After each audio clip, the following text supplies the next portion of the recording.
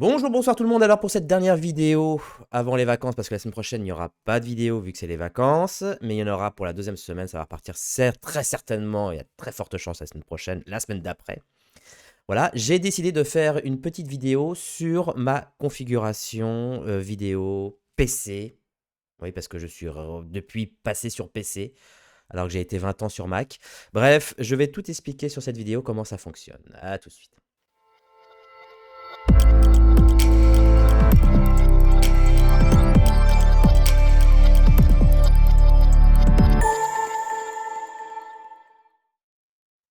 Alors depuis le mois de janvier, j'ai décidé de faire beaucoup plus de vidéos, etc. Mais pour faire un tel flux de vidéos, il a fallu que je m'équipe autrement, en tout cas que je change de workflow.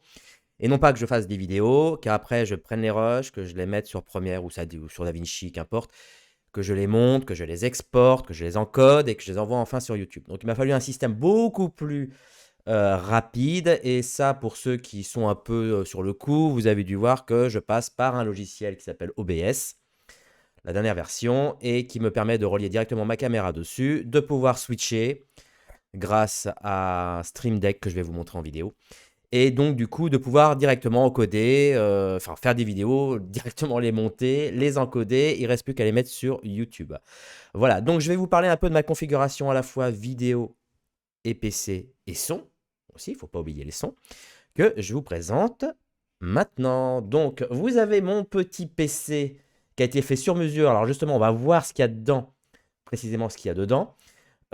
Puis après, on a une petite souris à la con, hein, un clavier de gamer. Bon, de toute façon, tout ça, je vous mets les claviers dans la description. Le fameux Stream Deck qui permet de faire directement le montage, avec les petites vignettes pour pas que je me trompe de bouton.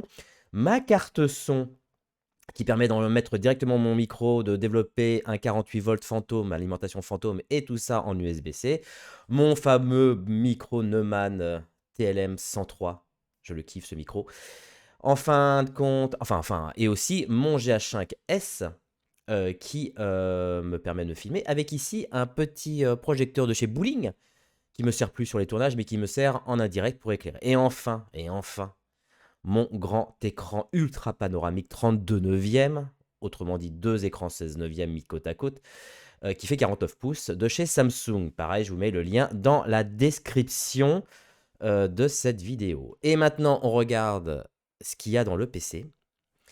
Que je vous partage tout ça tout de suite. Donc mon PC, alors c'est pas une pub, hein, c'est pas un placement de produit, j'ai payé plein pot, on m'a pas offert mon PC pour que j'en parle, rien. Je leur fais de la pub gratos parce que franchement ils sont géniaux. C'est Sedatech qui fait des PC sur mesure. Je vous expliquerai pourquoi je suis passé sur PC après 20 ans de Mac. Voilà, donc mon PC le voici. Il a donc un boîtier, donc le boîtier à la con, enfin le boîtier c'est vraiment le support, enfin le boîtier externe, hein, je me suis pas fait chier, hein, j'ai pris un boîtier classique. Be Quiet Pure Base 6, Pure Base 600 Black.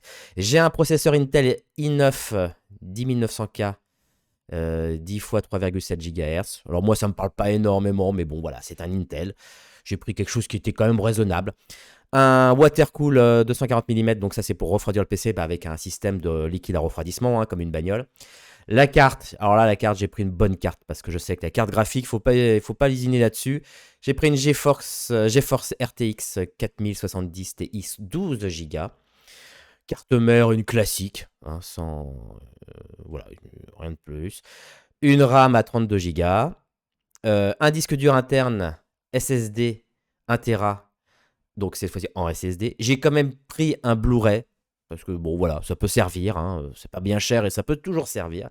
Une alimentation 850 watts, un système Wi-Fi Bluetooth, etc. Et un Windows 11, garantie 2 ans, 2664,10 € chez Sedatech. Ils sont vraiment bien, hein. C'est-à-dire que tu les fais, s'il y a un problème, ils te le disent et ils te l'envoient 5 jours après. Bien emballé, c'est ça qui est important, ultra bien emballé d'ailleurs. Bref, c'est pas pour leur faire de la pub parce que c'est pas le sujet, mais en tout cas, ils sont vraiment géniaux. Alors pourquoi PC? Parce que j'ai été longtemps sur Mac. J'ai commencé en 2002 et je viens d'arrêter.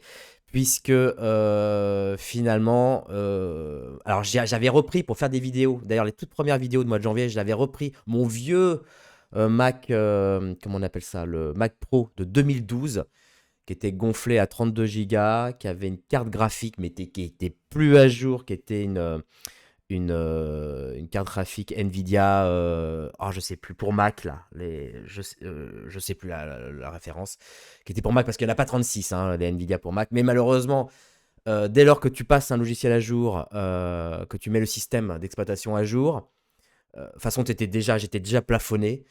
Je pouvais plus rien faire, je pouvais plus rien mettre à jour parce que voilà, mon PC était trop vieux et bon, chez Mac, comme j'imagine chez PC, au bout d'un certain temps, il te coupe, tu peux plus rien faire.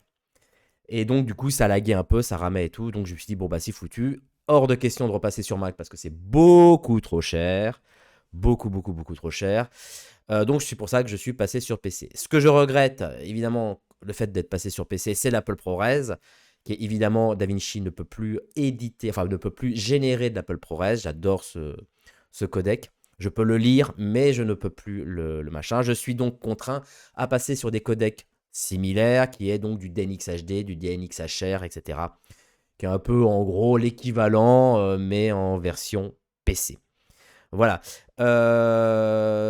Juste une information, mais je me rappelle plus. Je me rappelle plus. En fait, j'ai rajouté à l'intérieur de l'ordinateur, il faut que je regarde sur mon Amazon, j'avais acheté une carte d'acquisition pour comment dire, pour le HDMI, parce qu'en fait, la vidéo est directement enregistrée en HDMI. Et j'ai pris, je vous mets de toute façon les liens dans la description, une Aver Media Live Gamer HD qui me permet de faire de l'acquisition HDMI, donc en in, en 4K 60p. Voilà. Et puis évidemment, un peu de câblasse. Le GH5 très important pour plus m'emmerder, réellement pour plus m'emmerder. Je l'ai mis donc sur un pied qui est solidaire de mon bureau. Et comme vous avez dû voir sur les vidéos précédentes, j'ai un bureau de chez Flexi Spot qui me permet d'être assis et debout. Voilà. Et en plus de prévoir donc la longueur de câble nécessaire, parce que si les câbles sont pas assez longs quand vous mettez en position debout, ça arrache tout. De toute façon, ça c'est le truc, on n'y pense pas. On fait sa petite config, après on appuie sur le bouton, poup, configuration debout, et t'as tous les câbles qui s'arrachent. Bref, j'ai mis, très important, le GH5 sur alimentation. Alors j'allais dire sur secteur, non. Sur alimentation en USB, c'est directement l'ordinateur qui l'alimente. Comme ça, je me fais pas chier à remplacer les batteries, etc. Ainsi aussi que la lumière, le bowling qui me permet donc de m'éclairer. Quelle que soit la configuration, que je sois en intérieur jour ou en intérieur nuit, le bowling m'éclaire. Et pour pas avoir une face forcément trop brillante, trop lumineuse, trop ponctuelle, je l'ai mis en réflexion carrément en bounce sur le mur blanc, comme vous avez vu sur la vidéo. Voilà. J'ai à peu près tout dit. Vous savez tout. Si vous avez d'autres questions, l'espace commentaire. Pensez à vous abonner et à rejoindre Miziflix.